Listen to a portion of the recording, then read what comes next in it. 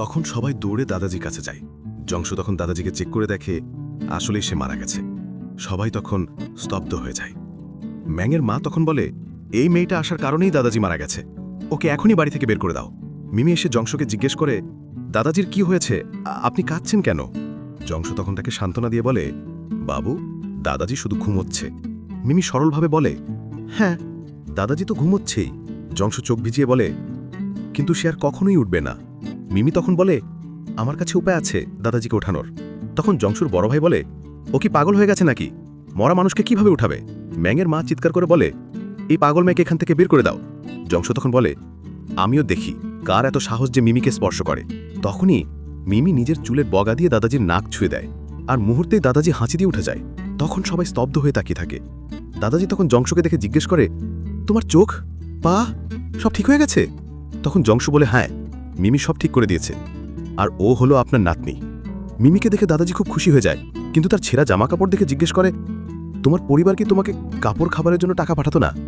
মিমি বলে, আমি তো জানি না, কিন্তু আমি যে আন্টির কাছে ছিলাম সে বলতো তাকে নাকি কোনো টাকা দেওয়া হতো না, তাই সে আমাকে অনাথ আশ্রমে রেখে আসতে চাইছিল। তৎক্ষণাৎ দুই ভাই বলে, না দাদাজি, ও মিথ্যা বলছে, গ্রাম থেকে এসেছে তো, ও অনেক চালাক, ও আপনাকে বোকা বানাচ্ছে, কারণ আমার বাবা প্রতি মাসে 50,000 ইউয়ান পাঠাতো। আপনি দরকার হয় হাউস ম্যানেজারকে জিজ্ঞেস করে দেখুন। তখন হাউস ম্যানেজারকে ডেকে জিজ্ঞাসা করা হয়। সে বলে 5 লাখ ইউয়ান দেওয়া হয়। দাদাজি তখন বলে, কি?